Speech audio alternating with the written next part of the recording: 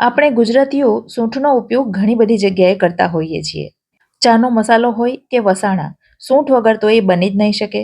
અને ઉનાળામાં કેરીના રસ ઉપર પણ સૂંઠ તો નાખવા જોઈએ જ. તો આજે બજાર કરતાં એકદમ સસ્તી અને ચોખ્ખી સૂંઠ ઘરે બનાવીશું. વળી રેસીપીની ખાસિયત એ છે કે માત્ર 5 થી 6 કલાકમાં સૂંઠ બનીને તૈયાર થઈ જશે. અને એટલી બધી સ્ટ્રોંગ બને છે કે બજારની 2 ચમચી સૂંઠની જગ્યાએ ઘરની માત્ર અડધી ચમચી સૂંઠ જ પૂરતી થાય. અને એની સાથે જ જોઈશું આદુને લાંબા સમય માટે સ્ટોર કરવાની રીત. ફ્રેન્ડ્સ, ચેનલ પર નવા હો અને મારી ચેનલ ફૂડ વિથ ફાલ્ગુનીને તમે હજી સુધી સબસ્ક્રાઇબ ન કરી હોય તો જલ્દીથી સબસ્ક્રાઇબ કરી દેજો. અહીં મેં 2 કિલો આદુ લીધું છે, જેમાંથી 1 કિલો આદુમાંથી સૂંઠ બનાવીશું અને બીજું 1 કિલો આદુ સ્ટોર કરીશું. હવે સૂંઠ બનાવવા માટે આદુ કેવું પસંદ કરવાનું? તો આદુ એકદમ ઓછા રેસાવાળું અને તીખું હોય એવું લેવાનું. જેની ચકાસણી કરવા માટે આદુને આ રીતે તોડી જોવાનું. તોડવાથી ખ્યાલ આવશે કે અંદર કેટલા રેશા છે. જો ખૂબ વધારે પડતા રેશા હોય તો એવું આદુ નહીં લેવાનું. અને તોડ્યા પછી એને સૂંઘી જોવાનું. એકદમ સ્ટ્રોંગ સુગંધ હશે તો સમજવાનું કે આદુ તીખું છે. હવે આદુને આપણે છોલવાના નથી, એમાંથી ડાયરેક્ટ જ સૂંઠ બનાવીશું. માટે એને પ્રોપર રીતે ધોવું જરૂરી છે. આદુ જમીનમાં ઉગતું હોવાથી એમાં ઘણી બધી માટી, રેતી વગેરે હોય છે. માટે સૌથી પહેલાં એને લગભગ 15 થી 20 મિનિટ માટે આપણે પાણીમાં પલાળી દઈશું. અને જે વધારે પડતી મોટી આદુની ગાંઠ હોય છે એને તોડી લેવાની, જેથી ગેપની વચ્ચે જે માટી ભરાયેલી હોય એ સરળતાથી નીકળી જાય.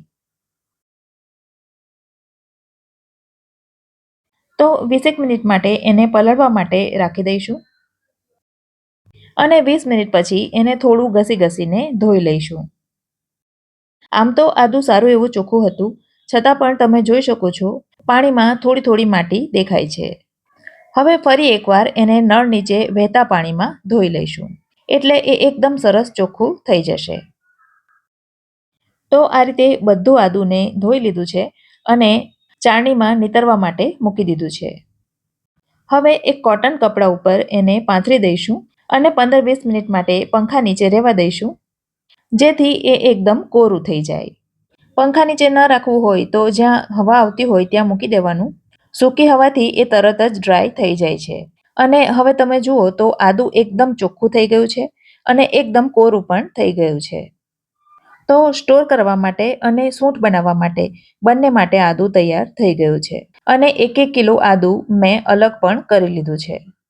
હવે તમે ઈચ્છો તો આદુને છીણીમાં છીણી શકો, પણ જો તમે નાની છીણીથી છીણો તો એનો રસ નીકળી આવશે અને મોટી છીણીથી છીણો તો સુકાતા વાર લાગશે. તો એ બેની વચ્ચેનો રસ્તો આપણે કાઢીશું. જેના માટે સૌથી પહેલાં તો આદુના આ રીતે નાના ટુકડા કરી લઈશું. અને હાથથી ટુકડા કરવાનું ન ફાવે તો આ રીતે ચોપરમાં પણ ટુકડા કરી શકાય. એ પણ એક ખૂબ જ સરળ રીત છે. તો આ રીતે આદુના નાના સરસ મજાના આપણને જોઈએ એવા ટુકડા તૈયાર થઈ ગયા છે.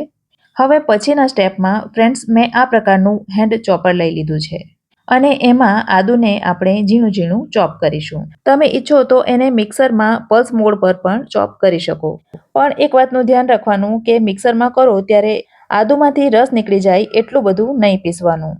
અને હા, હેન્ડ ચોપરના બદલે તમે ઇલેક્ટ્રિક ચોપર પણ લઈ શકો. તો આ રીતે ચોપરમાં આદુના સરસ ઝીણા ટુકડા થઈ જશે. અને તમે જુઓ તો એમાંથી રસ બિલકુલ છૂટો નથી પડતો. આદુમાંથી રસ જો નીકળી જાય ને ફ્રેન્ડ્સ, તો સૂંઠ પછી ફિક્કી બને છે. અને જુઓ, આ 1 કિલો આદુ મેં ચોપ કરીને તૈયાર કરી દીધું છે. હવે એને આપણે તડકામાં સૂકવવાનું છે. જો તમારે ત્યાં તડકો ન આવતો હોય તો તમે એને પંખા નીચે પણ સૂકવી શકો. વળી હું એને ફ્રેન્ડ્સ થાળીમાં સૂકવી રહી છું.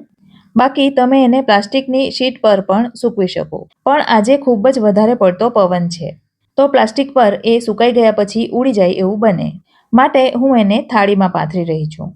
થાળીમાં એનું એકદમ પાતળું લેયર પાથરવાનું, જેનાથી એ ખૂબ જ ઝડપથી સુકાઈ જશે. ફ્રેન્ડ્સ, જો તાપ એકદમ વધારે પડતો હોય ને તો માત્ર 3 થી 4 કલાકમાં જ એ સુકાઈ જાય છે. આ રીતે ઘરે બનાવેલી સૂંઠ ફ્રેન્ડ્સ એકદમ સ્ટ્રોંગ બને છે. માટે બજારની જ્યાં આપણે 1 ચમચી સૂંઠ વાપરતા હોય ત્યાં ઘરની માત્ર 5 ચમચી સૂંઠમાં જ આપણું કામ થઈ જાય છે. હવે આ આદુના ટુકડા માત્ર 3 થી 4 કલાકમાં જ સુકાઈ જશે. અને આ 4 કલાક દરમિયાન વચ્ચે વચ્ચે એના ઉપર 1-2 વાર હાથ ફેરવી લેવાનો, જેથી એ ઉપર નીચે થઈ જાય અને જલ્દી સુકાય. અને હવે તમે જોઈ શકો છો એ એકદમ સરસ રીતે સુકાઈ ગયા છે અને એમાં જરાય ભેજ નથી. તો હવે છેલ્લા સ્ટેપમાં આપણે એને મિક્સરમાં ગ્રાઇન્ડ કરીશું. તો પહેલા મિક્સરનો અડધો બાઉલ ભરાય એટલા આદુ લઈ લેવાના અને મિક્સરમાં એનો એકદમ ઝીણો પાવડર બનાવી દેવાનો. અને તમે જોઈ શકો છો ખૂબ જ સરસ સૂંઠ તૈયાર થઈ ગઈ છે. અને હવે એકદમ ફાઇનલ સ્ટેપમાં એને આપણે ચાળી લઈશું. ચાળવા માટે તમને જેટલો ઝીણો પાવડર જોઈતો હોય એટલી ઝીણી ચાળણી લેવાની અને બધી સૂંઠને ચાળી લેવાની. અને ચાળી લીધા પછી તમે જુઓ તો ખૂબ જ ઓછા રેશા બચ્યા છે. આપણું આદુ જ ખૂબ જ ઓછા રેસાવાળું હતું, માટે આદુનો પૂરેપૂરો ઉપયોગ થઈ ગયો છે. હવે એ જ રીતે બાકીની સૂંઠ પણ ગ્રાઇન્ડ કરી લેવાની અને ચાળી લેવાની. અને તમે જુઓ તો ખૂબ જ સરસ એકદમ સ્ટ્રોંગ સૂંઠ બનીને તૈયાર થઈ ગઈ છે. એનું વજન કરીને જોઈએ તો 1 કિલો આદુમાંથી 168 ગ્રામ એટલે કે રાઉન્ડ ફિગર પકડીએ તો 170 ગ્રામ જેટલી સૂંઠ તૈયાર થઈ છે. હવે એને કાચની બરણીમાં ભરી દઈશું.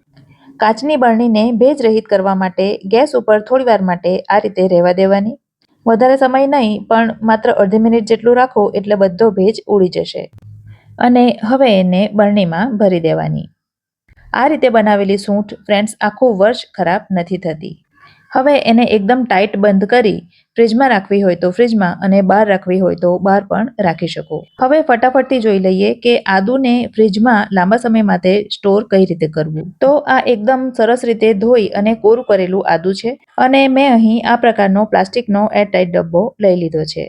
હવે એમાં જે આપણા રેગ્યુલર ટીશ્યુ આવે છે એ નીચેના ભાગે પહેલા મૂકી દઈશું અને એના ઉપર સમાય એટલા આદુ મૂકી દઈશું. એના ઉપર એક બીજું ટીશ્યુ પેપર મૂકી દઈશું અને એના ઉપર ફરી આદુ મૂકી દઈશું. આ રીતે એક લેયર આદુનું અને એના ઉપર ટીશ્યુ પેપર એ રીતે મૂકતા જવાનું. એકદમ લાસ્ટમાં એના ઉપર ટીશ્યુ પેપર મૂકી દેવાનું અને ત્યાર પછી ઢાંકણ બંધ કરી દેવાનું અને આ ડબ્બાને ફ્રીજની અંદર મૂકી દેવાનું. આ રીતે કરવાથી આદુ 2-3 મહિના સુધી ખરાબ નથી થતું. તો આજનો મારો આદુ સ્ટોર કરવાનો અને સૂંઠ બનાવવાનો વિડીયો તમને ગમ્યો હોય તો લાઈક કરજો અને તમારા સર્કલમાં શેર કરજો. ફરી મળીશું આવી જ એક નવી રેસીપી સાથે. ત્યાં સુધી મને રજા આપો. આવજો.